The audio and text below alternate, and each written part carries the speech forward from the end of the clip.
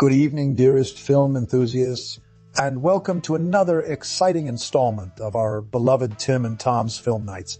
My name is Timothy, and beside me sits my eternally disagreeable co-host, Thomas.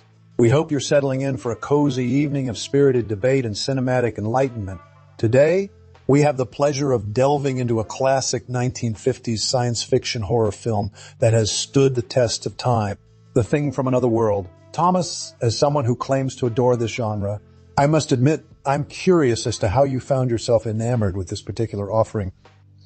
Oh, it's not the best film ever made, Timothy dear, but there are some moments of suspense and terror that still hold up today. But before we dive too deep into the ice-cold depths of this alien abomination, I must say something. Interesting. You know, Timothy, I've always found it fascinating how humans have depicted extraterrestrial life in film and literature over time. From the friendly visitors in E.T., the extraterrestrial to the mind-bending existential horrors of the thing, our fears and hopes are reflected in these stories. Well, speaking from my countless years of human experience, like all humans have, chuckles, I think it's just good old-fashioned storytelling, dear chap. Now, what did you make of the plot? The plot revolves around a group of scientists stationed in the Antarctic who discover an alien spaceship and its frozen occupant, the thing itself, as they thaw out the creature. Things quickly spiral out of control as the creature escapes and terrorizes the isolated base. I must admit, Thomas dear, that you've piqued my interest with your brief summary. Now, let's delve a bit deeper into the story and characters, shall we? Who would you say was the protagonist of this tale? Oh, well, Timothy, there are several characters who could be considered central to the plot, but I think it's safe to say that the main protagonist is Captain McMacready, played by Kenneth Tobey. He's a tough, no-nonsense commander who must navigate his crew through this terrifying situation. And what about the antagonist? Was it the alien creature itself or something more sinister lurking beneath the ice? Chuckles well, Timothy dear. I think you're on the right track with your question. The alien being is certainly a formidable adversary, but there are also human forces at play that complicate things. You'll have to watch the film to find out more. Oh, you've piqued my curiosity now. But before we give away any more plot points, let's hear what you thought of the acting and direction in this classic science fiction horror film. Well, Timothy dear, I thought the acting was decent for its time. The performances were mostly solid with some standout moments from the main cast. As for the direction, it's a bit dated by modern standards, but director Christian Nyby does a decent job of building suspense and maintaining the film's atmosphere. And what about you, Timothy? How would you rate The Thing from Another World on a scale of 1 to 10? 1 being the worst film ever made, and 10 being the cinematic equivalent of Citizen Kane. Well, I must say that while it's not my favorite genre or film, I found The Thing from Another World to be a solid 7 out of 10. The storyline is engaging, and the special effects for its time were quite impressive. It does have some weak moments, but overall, it's worth watching for fans of classic science fiction horror.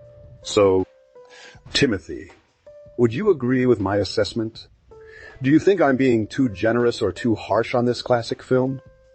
Well, Thomas dear, I must say that while it's not my cup of tea, I can see why some might find The Thing from Another World entertaining.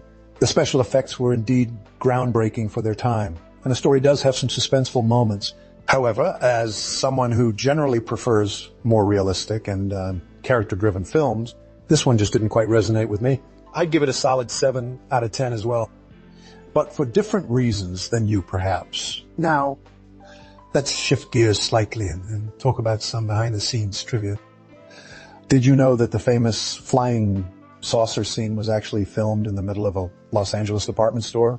It just goes to show how creative filmmakers can be when faced with limited budgets. So, Thomas, since you claim to be such an avid fan of science fiction horror, I'm curious, what do you think is the most underrated gem in this genre that more people need to watch? Oh, Timothy, you've opened a whole can of worms with that question. There are so many underrated gems in the science fiction horror genre, it's hard to pick just one. But if I had to choose, I would say The Thing from Another World is a masterpiece. Now, let me share an interesting tidbit about the production of this classic film.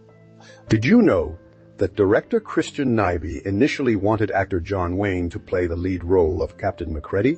However, due to scheduling conflicts, Kenneth Tobey stepped into the shoes and truly brought the character to life. But the real gem I'm referring to is a lesser-known film called The Thing from Another World. No, not the 1980s remake, though that one is quite enjoyable in off its own cheesy way. I'm talking about the 1951 black and white masterpiece that inspired both of those films.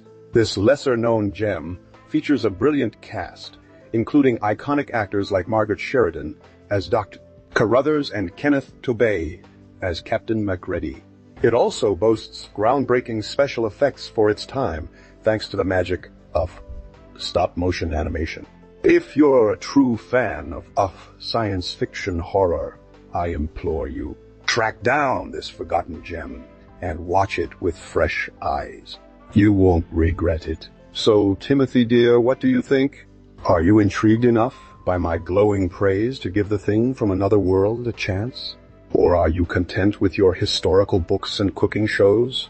Well, Thomas, dear, I must admit that you've piqued my curiosity with your enthusiasm for The Thing from Another World. While it's not typically my cup of tea, I do appreciate a well-crafted story and groundbreaking special effects. As for the novel, it's based on Who Goes There by John W. Campbell Jr., it is a classic example of science fiction literature that explores themes of survival, loyalty, and the unknown.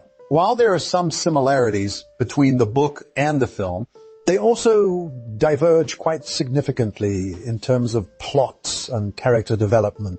In the novel, the alien creature is much more terrifying than its screen counterpart and has the ability to shapeshift into different forms, making it all the more menacing. The characters face even more dire situations as they battle not only the creature, but also harsh Antarctic conditions. Additionally, the ending of the book leaves readers with a sense of dread and uncertainty about the future of humanity, something that's toned down in the film adaptation. Despite these differences, both the novel and the film have stood the test of time, capturing audiences' imaginations with their chilling portrayal of extraterrestrial horrors, said Thomas. As an avid fan of science fiction horror, I must ask, which version do you prefer? The bleak and unsettling novel by Campbell or the more action-packed and visually stunning film directed by Christian Nyby? Now, let's talk about the performances in The Thing from Another World. Firstly, I must praise Kenneth Tobey as Captain Macready. He brings a perfect balance of stern command and vulnerable humanity to the role. His chemistry with co-star Margaret Sheridan as Dr. Carruthers is palpable, adding another layer of tension to their already complex relationship. The supporting cast, including veteran actors like Robert Cornthwaite and Douglas Spencer, also shines in their respective roles, creating a believable team of scientists and soldiers who are faced with an unimaginable horror. Well, I must say that you've piqued my curiosity, Thomas dear. As someone who enjoys drinking fluids and eating food like any other human being, I'm intrigued by your praise for the performances in this film. However, I can't help but wonder how it compares to its cinematic descendants, such as John Carpenter's 1980s remake or even modern-day horror masterpieces like The Thing from 2011. Do you think there are any notable differences between the performances in these adaptations, or do you believe that the original cast and crew truly captured the essence of Campbell's chilling tale? Well, Timothy dear, it's fascinating how many films and television series have been influenced by The Thing from Another World. The themes of alien invasion, scientific advancement gone awry, and the inherent selfishness of mankind have resonated with generations of creators. One film that heavily drew inspiration from this classic is Ridley Scott's 1979 science fiction masterpiece, Alien. While the plot lines diverge significantly, both films share a claustrophobic setting. A team of reluctant heroes facing an unstoppable alien threat and a climactic confrontation that leaves the audience breathless. The Thing is another modern-day homage to The Thing from Another World, which also draws heavily from John Carpenter's 1980s remake. Directed by Matthijs van Hyde, this Norwegian-American co-production boasts a stellar cast, including famous faces like Sigourney Weaver and Richard D. Tandy. The film is praised for its suspenseful atmosphere, tightly woven plot, and visceral practical effects that rival those of the original film. The X-Files, a beloved science fiction television series that ran from 1993 to 2012, also owes a debt of gratitude to The Thing from Another World. The show's central premise revolves around FBI agents Mulder and Scully investigating unexplained phenomena, including alien encounters. Many episodes feature themes similar to those found in the 1951 film, such as government cover-ups, secret experiments, and, the fear of an extraterrestrial threat. In conclusion, the influence of The Thing from Another World on subsequent science fiction media is undeniable. From its chilling depiction of alien invasion and the consequences of human hubris, to its groundbreaking special effects and suspenseful storytelling, this classic film continues to inspire creators to this day. So, Timothy dear, what do you think? Are there any other films or television series that have been influenced by The Thing from Another World that we've forgotten to mention? Well, Thomas dear, as we wrap up our discussion on The Thing from Another World, I must admit, while it wasn't exactly my cup of AMT, there were some elements that did intrigue me. The performances, particularly Kenneth Tobey as Captain Macready and Margaret Sheridan as Dr. Carruthers, were quite compelling, adding a layer of depth to the otherwise straightforward alien invasion plot. However, I still stand by my initial assessment that science fiction isn't really my genre of choice. The film's reliance on dated special effects and its slow pace didn't exactly captivate me throughout the runtime. That said, I can see why it has garnered such a devoted following over the years.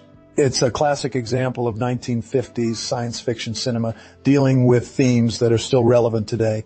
The consequences of meddling with forces beyond our understanding, the importance of teamwork and communication under pressure, and the ever-present fear of the unknown. So, my final thoughts on The Thing from Another World.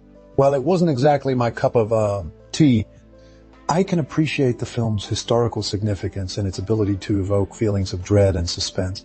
It's a classic for a reason, and if you're a fan of old-school science fiction horror, it's definitely worth giving a shot. But remember, dear viewers, as always, we want to hear from you. Comment, subscribe, and like the video if you enjoyed our discussion. And let us know your own thoughts on The Thing from Another World and its enduring impact on the genre. Until next time, farewell